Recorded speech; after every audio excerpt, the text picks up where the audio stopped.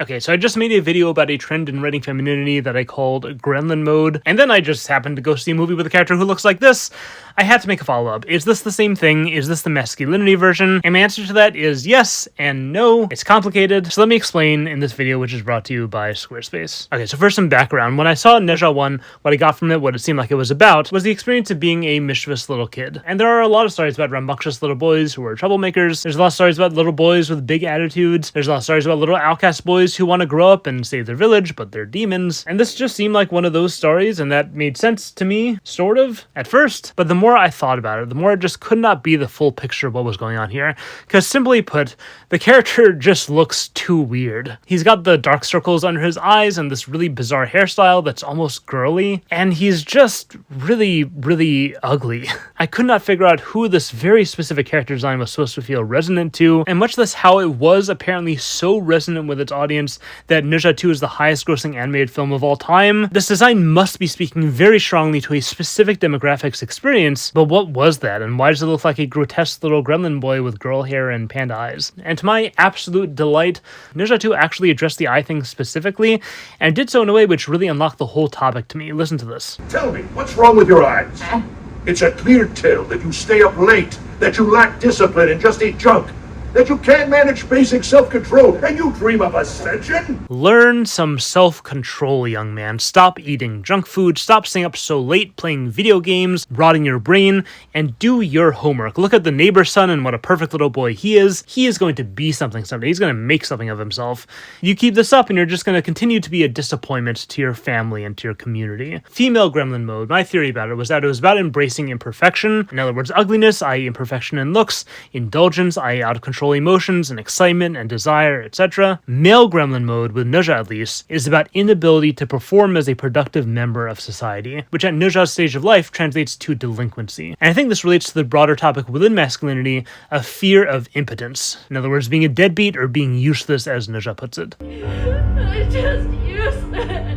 Throughout the whole story, Nezha over and over expresses that the one thing he wants is to help his parents, his friends, his community. And what causes him such unbearable existential agony is knowing that what he is the opposite of that. You gave birth to a demon, and I only hurt you this whole time. Conventional, traditional masculinity demands that men be providers. Men are supposed to be the breadwinners, and being a delinquent, being a deadbeat, really being dead weight on all those around you, doesn't just bring guilt, it's robbing you of your existential purpose. If you as a man are useless, then you may as well not even exist. In this story that's concretized in this world-building concept of demonhood, demons don't have a place in existence, and then on the other end of the spectrum you have immortality, where you have secured your place in existence, which Nezha has to hide his demonhood if he wants to achieve. In other words, he has to hide his I stay up too late and have no discipline dark circles, and his I'm a wild child who causes mischief in my family and my community smile, and instead take on this look, which isn't just a look. This is a sign that this person is more acceptable to society. He is more deserving to be a potential immortal, in other words, more deserving of existence. And then meanwhile, what does Nezha want? He wants the best that any demon could hope for. Listen to the movie say it explicitly. Though a demon, he has a good heart. As long as he behaves, then he deserves a future too. Please just look past what I am and see that there's something sincere and helpful underneath it all. And this is the big reason why Nezha is so attached to Ao Bing, because Ao Bing is willing to see him in that exact way. Even though you're lazy, you never give up. Even though you're small, you have the biggest heart. Even though you're hard to look at, you're kind on the inside. And even with your raccoon eye bags, pig nose, and a missing tooth, I still think you're perfect just the way you are. And there's another difference here between the gremlin mode I talked about with women in the last video and this type of gremlin mode with men. The femininity gremlin mode wanted you to see the ugliness. Look at it, delight in it, celebrate it. Whereas with male gremlinhood, well, one might say that gremlins are like onions. Layers! Onions have layers. Ogres have layers. So yeah, I really do think that this is the same use of this characterization. With female gremlins, it's about kind of defiantly making the gremlinhood visible so that it can be accepted. And with at least this use of male gremlinhood, or ogrehood I suppose, it's challenging you not to see it, to see past it. See beyond all the crude ugliness of what I am that made people reject me, that's prevented me from having a place in society, and see what's inside instead. Okay, now, there are major differences between how Nezha and Shrek use these characterizations. What we just talked about is really just the first onion layer of this onion topic one might say. It gets deeper once you take into account the fact that Shrek is about a grown man, while Nezha is a coming-of-age story. And with my theory that this monsterhood, demonhood, ogrehood, gremlinhood thing is about masculine shame, there's a particular way it manifests at the early stages of development, which is what we see Nezha's story exploring. Let me introduce a paradigm that I think is specifically relevant here. I learned about this from a video made by a YouTuber called PIE about masculinity in Chinese culture. In Western culture, basically, there's a pretty unified idea of masculinity, whereas in Chinese culture, there are two separate and completely independent ideals of masculinity, which are both considered just as manly. Listen to her explain. Wen is like the literary side, referring to cultural attainment, so think scholars. And the second masculine ideal is Wu, relating to martial valor. So this is, in a classical sense, all about military achievements. So we can think soldiers here. What's interesting to note here is that in terms of Chinese masculinity, possessing Wen and being that scholar is no less manly than if you were a soldier. And in addition to that, honestly, a lot of the times Wen was seen as better than Wu. Then afterwards came the Qing dynasty and the Manchu occupation. This was when martial arts was essentially monopolized by the conquerors. As a result, civilians, and especially the literary class, thought of martial arts or Wu as distasteful and vulgar. Because of this, we begin to see a shift into Wen, and so the ideal male lover at this time morphs into a delicate youth, someone with a pale face, narrow shoulders, surrounded himself by books, and he would sigh at the slightest disappointment. So granted that all the characters in the story factually are warriors, but in appearance and temperament, what we see undeniably is Wen all over the place. Chiefly represented, of course, by Ao Bing. And this story is kind of about how the world demands conformity to the type of person that Ao Bing is. He is what's acceptable. He is the kind of young person who we see growing into a splendidly productive member of society. And the story is again about Nezha literally hiding his gremlinhood, physically hiding his character design behind Ao Bing's more socially acceptable face, which in the story is linked to socially acceptable character. Look, everybody. He's practically glowing. And what kind eyes. I always knew the young master was destined for greatness. Just look at him. A warrior's brow, perfect dimples, a sharp sniffer, and what a jaw he has. All signs of a hero of legend. I'm never wrong about faces. So I think this is the more specific challenge that Nezha's gremlinhood is exploring. And this is something that I've seen repeatedly in my own life among my own friends and family and community. Basically, that what every parent nowadays wants is a Wen son. They want the straight A student who stays out of trouble, who's polite and friendly and respectful, who follows all the rules, and grows up to become a doctor, i.e. what all good sons eventually are destined to become. And with Wen sons, what you see is a really convenient through line in their developmental path. At every stage of growth for them, they kind of look like they will look once they've reached their final form. They are polite, respectful, intelligent kids who become polite, respectful, intelligent teenagers who become polite, respectful, intelligent adults. And by contrast with Wu sons, unfortunately, the path is not so clear at all. It's actually a total mess. Because Wu children are just hyperactive monsters who drive their parents crazy with their antics, and then they grow into sullen, unmotivated, deadbeat teens who infuriate their parents with their attitude and their wildness. And there's just no sign that these young men will ever grow into anything of worth, ever at any point in their lives. All I can see are these useless, delinquent, deadbeat monsters who are burdens to everyone around them. And that's because they have a very different path of development. It's not this linear journey of learning more and bettering yourself. Wu children are born like they are on fire. They are balls of all this uncontrollable energy that they don't know what to do with. And their path of maturity comes from two things. First of all, not being taught, but being trained. In real life, what you'll see is like a hyperactive wild kid finding something like sports and meeting a coach who knows how to teach them to channel all that energy. And the second is cultivating a meaningful focus on what they care about in life. In other words, finding a direction to face with all that energy channeled. And the progression you'll ideally see is that these kids go straight from sports to becoming like an awesome salesman, which just anecdotally is the exact progression of my cousin, or going from sports straight to medical school and becoming a doctor, which is the exact progression of my dad. I've seen kids in my community who are super duper into baseball and then go right from that to becoming academics or clergy. But for parents experiencing this in real time, it's really difficult because Wu children are a handful, and their complete form, as they term it in Nezha too, just looks nothing like those earlier stages of development. And in fact, especially in a Wen-biased world with Wen-biased parents, an early stage Wu kid just looks like a broken Wen kid who needs discipline and tough love and more rules and more punishment, or else he'll never become a lawyer like the neighbor's kid, when meanwhile he was never going to become a lawyer at all. He was going to become Vegeta, obviously. So that's the other context I'm seeing Nezha's gremlinhood in and the struggle it explores. It's the struggle of woo children in a when-biased world. It's this really heartfelt plea that I may look like a deadbeat, I may look like a person who isn't even trying to be a model citizen like the Owlbings of this world, but what I beg of you is this. Please look past all that and just know that I do care very deeply about my family and my community, and know that I'm trying my very best to make you proud. I just need a little bit more time and space. And it goes even further than that. Nezha's relationship with his mom is all about how sons cause their mothers a lot of pain. They show that to us in a lot of different ways. I love this imagery of his mom hugging him with all the spikes pricking her. It just expresses so potently this reality that sons know that they cause their mothers a ton of heartache, and they just have to watch their mothers choose to love them anyway again and again every single time, no matter how much it hurts. And these sons can often feel like they don't deserve all the love that their mothers give them, and that's why it's so important, more than anything, for them to give back by becoming something that their parents can be proud of. This movie is a beautiful apology letter from sons to their parents, along with this earnest plea for understanding and for just more time so that they can become the Super Saiyan prince that their mothers always wanted them to be. And speaking of Saiyan princes, incidentally, do you know what else has the same initials as Saiyan prince?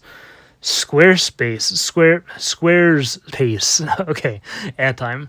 So my friend taught me how to make apple pie last week, and now I am the apple pie master, and I must tell the world, I am an apple pie master. That's right, I, Schnee, have solved the apple pie mysteries of the universe.com. Was an available domain that I found and purchased super easily with Squarespace's domain search feature. Squarespace is an online web design platform that requires no previous web design experience. Unlike the subtle art of apple pie making, which I have mastered in days, in seconds even. That was a vlog I recorded, just some thoughts about how best I am, and it is easy to upload video content on your Squarespace website as well. And if you think you're better than me, if you're bothered by my world-renowned apple pie reputation, and you seriously want to fight me physically, you want to box me in the ring tomorrow, then you can conveniently schedule time on the calendar feature that took only a few clicks to set up. And if the pies aren't enough for you, and you're begging to hear my Jinx cake secrets too, you want to know how to braid the perfect Jinx fondant braid? Too bad, that secret is behind a $10,000 paywall I made, because Squarespace gives me the ease of design options that I deserve as a Jinx cake master. So go to squarespace.com/Schnee for a free trial, and when you're ready to launch, use offer code Schnee to save 10% off your first purchase of a website or domain. Back to the video.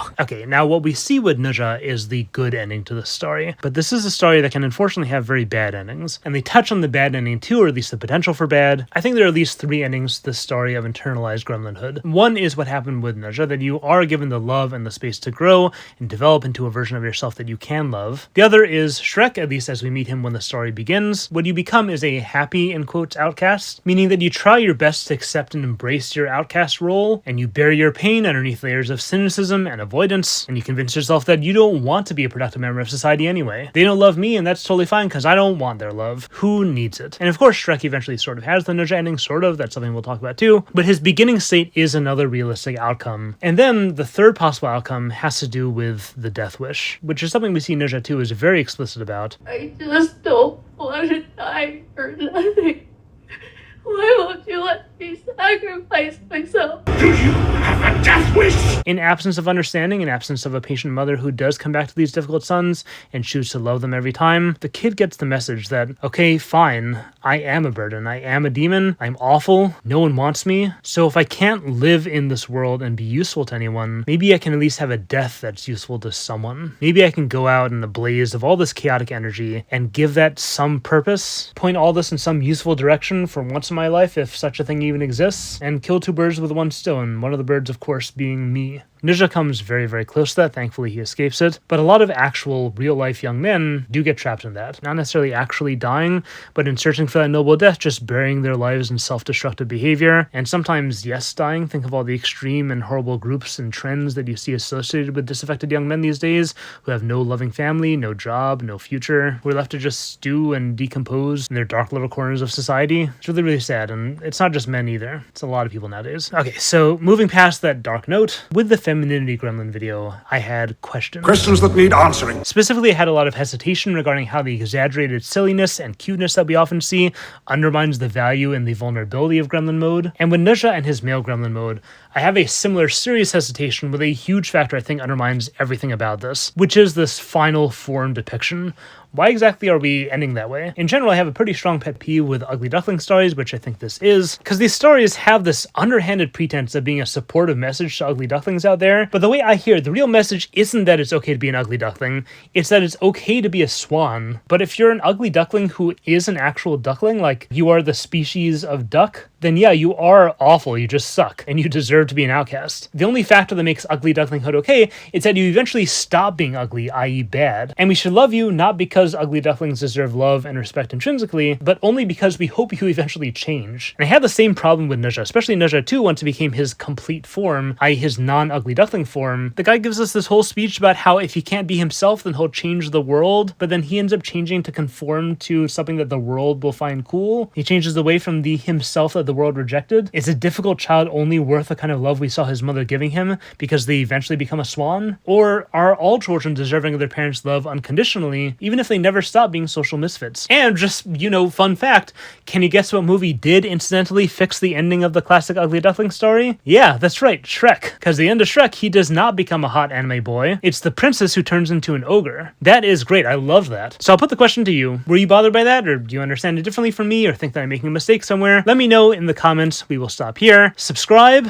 Disclaimer, as always, that these are just my thoughts as a person on the internet and as a man and as a Chinese person for whatever that's worth. I am very westernized, very Americanized, so I wasn't totally sure about the cultural stuff in this entire movie. And on that note, huge thank you to Aini for making that video on masculinity and Chinese culture. If you find this topic interesting, go watch that video in full. It is great. I'll have a link in the description and the cards. And Aini has a lot of great videos on Asian culture and Asian issues, so go sub to her. Also, I just wanted to say I think a lot of the stuff I talked about in this video, and really any video about gender, applies to more than just men specifically or women specifically, because it's about the relics of traditional expectations, which have now sort of been dispersed because of how the world is changing. There's no shortage of women providers out there, and there's no shortage of daughters with women breadwinners in their lives who I'm sure feel all these same pressures, and there's no shortage of delinquent woo daughters who get compared to their perfect win counterparts, and they feel shame from the disappointment they cause their parents, and for that matter, no shortage of women ogres out there who want people to see beyond the layers to their good, sane prince heart. I am curious if with all the people who were bothered in the last video about my question about the performativity, if they're waiting for me to evaluate whether they thought Nezha or Shrek's gremlinhood ogrehood was real vulnerability or performative, and yeah, it was performative. And with these stories being so much about performativity in general, I was really glad to see they took the time to show the characters having really non-performative vulnerable moments as well, to address and kind of balance out the performativity of this kind of portrayal, especially Nezha. There were a lot of scenes of him just crying his eyes out in really emasculating ways, and then true to gremlin mode, just going back and doing his thing anyway. I thought those moments were super important and super well done. I want to know what you guys thought about Nezha 2 as a whole. I found the arcs and the emotions and the relationships really good. The plot overall was a little bit confusing for me. Obviously, the animation was just off the charts incredible, so leave your thoughts in the comments. If you like this video, consider supporting the channel on Patreon. Shout out to your patron, Pirate Foxbox. Thanks so much to you and to all my supporters and all my viewers, my whole community. Love you guys. That is all I got for now, so I hope you enjoyed the video, and thanks for watching.